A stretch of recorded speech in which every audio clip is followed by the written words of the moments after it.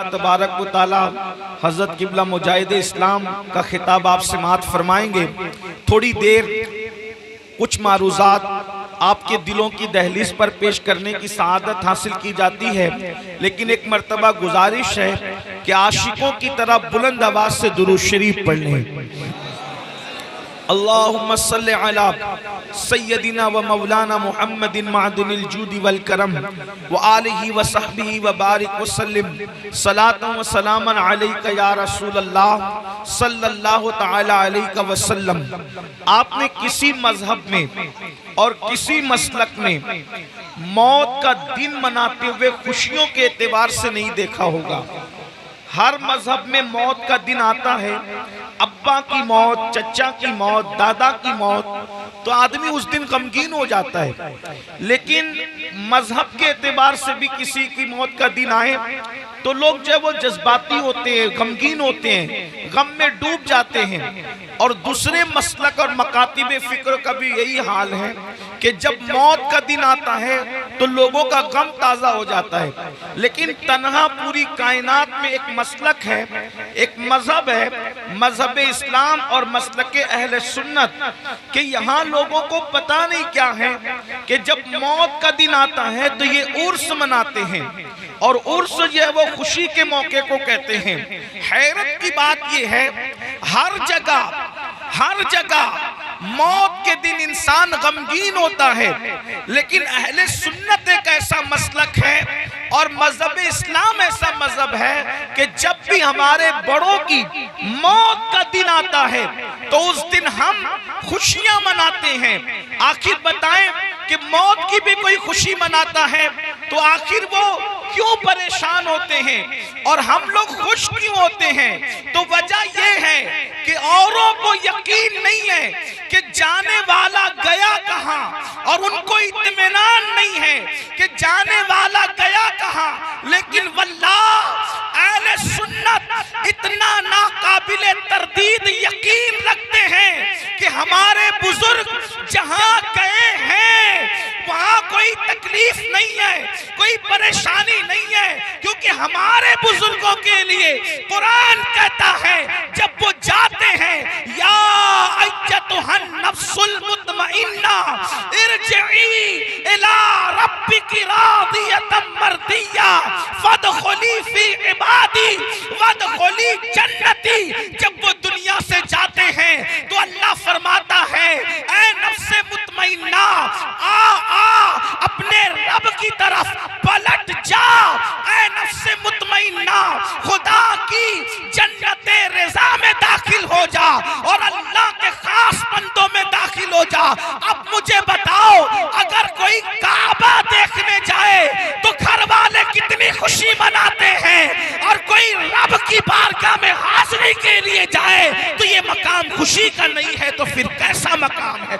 इसीलिए हमारे यहाँ उर्स मनाया जाता है, लेकिन उर्स हम सबका नहीं मनाते, उर्स उनका मनाते हैं जो या अय्यतुहन नफ्सुल मुतमइन्ना के मिस्दाक होते हैं। और वो कौन लोग हैं? वो अपनी मर्जी से जिंदगी नहीं गुजारते, बल्कि वो लोग अल्लाह की मर्जी से जिंदगी गुजारते हैं, रब की मर्जी से जिंदगी गुजारते हैं, खुदा के कानून पे चल के जिंदगी गुजारते हैं। मेरे आका अलैहि सलाम के प्यारे दीवानों, याद रखना, या अय्यतुहन नफ्सुल मुतमइन्ना ये सबके लिए नहीं है, मेरे और आपके लिए नहीं है।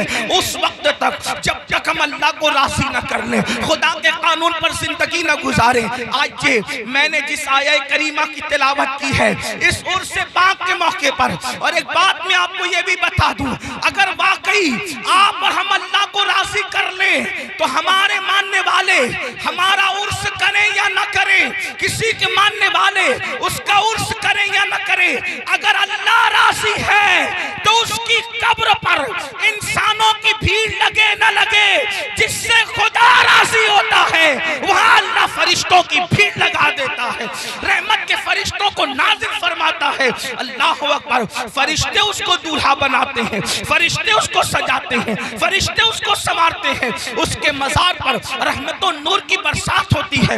قرآن کہتا ہے ان رحمت اللہ قریب من المحسنین، بے شک اللہ کی رحمت اس کے نیک بندوں کے قریب ہے۔ تو اللہ ہم بھی نیک بنیں، اللہ کو راضی کریں۔ اللہ اکبر۔ آئیے قرآن کہتا ہے، اب میں اپنے اصل عنوان کی طرف آتا ہوں، بہت توجہ کی ضرورت ہے میرے آقا علیہ السلام کے پیارے دیوانوں۔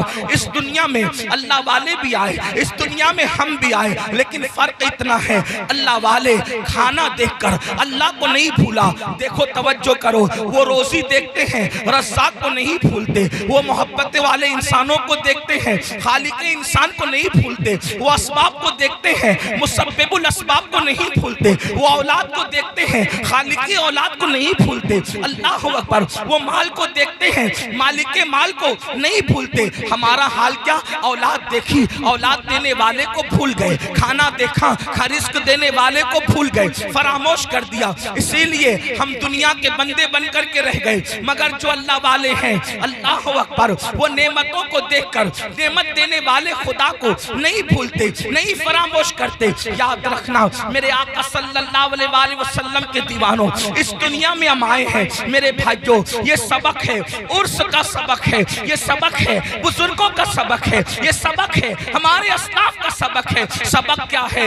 اس دنیا میں آئے ہو، اس دنیا میں دھینگا مستی کرنے نہیں آئے، اس دنیا میں جوا کھیلنے نہیں آئے، اس دنیا میں نشہ کرنے نہیں آئے، اس دنیا میں شراب پینے نہیں آئے، اس دنیا میں عورتوں سے دل لگی کرنے نہیں آئے، اس دنیا میں جرائم اور پاپ کرنے نہیں آئے، اس دنیا میں رشوت لینے نہیں آئے، اس دنیا میں چوری ڈکیتی کرنے نہیں آئے۔ اس دنیا میں کیوں آئے ہو؟ اللہ اکبر۔ دنیا میں آنے کا مقصد یہ ہے اس دنیا میں رہ کر اس دنیا کی تیاری کرو۔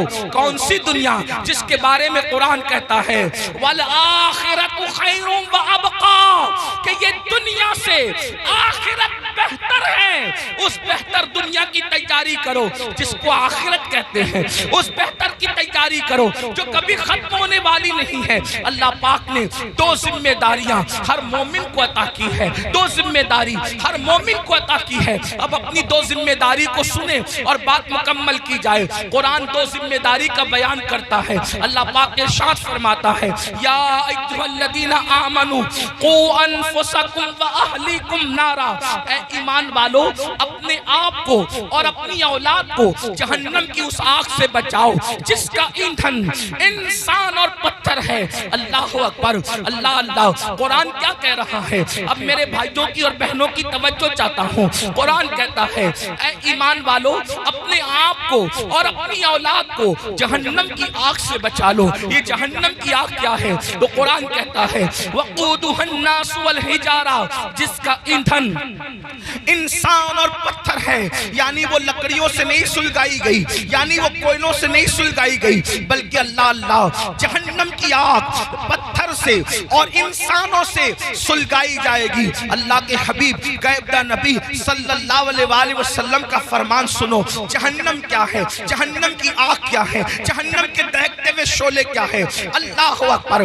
ایک دن میں تین مرتبہ پیٹ بھر کے کھانے والوں اور اللہ کی نافرمانی کرنے والوں، اپنی راتوں کو بے فکری کے ساتھ گزارنے والوں، اللہ کی نافرمانی کرنے والوں، نرم گدوں پہ لیٹ کر کے قبر کی رات کو بھول جانے والوں، قبر کی رات کو فراموش کر دینے والوں، کبھی سود کا دھندا کر کے، کبھی بیاج کا دھندا کر کے، کبھی اپنے پیٹ کے اندر یتیموں کا مال جہنم کی آگ کی شکل میں بھرنے والوں، ذرا توجہ کرو۔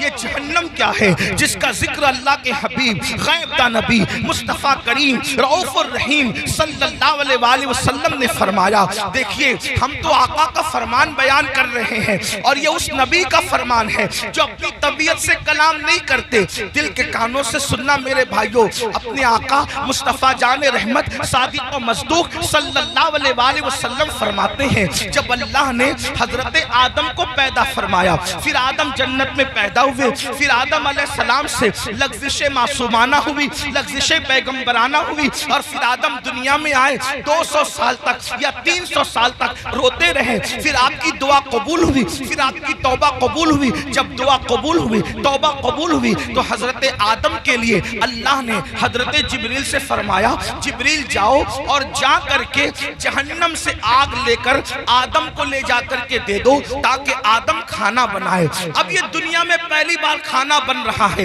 اللہ اکبر۔ کون بنا رہا ہے کھانا؟ حضرت آدم۔ دنیا کی پہلی ڈش بن رہی ہے، دنیا کا پہلا کھانا بن رہا ہے، اور کون بنا رہا ہے؟ آدم علیہ السلام۔ اس کے لیے آگ، ابھی تک دنیا میں آگ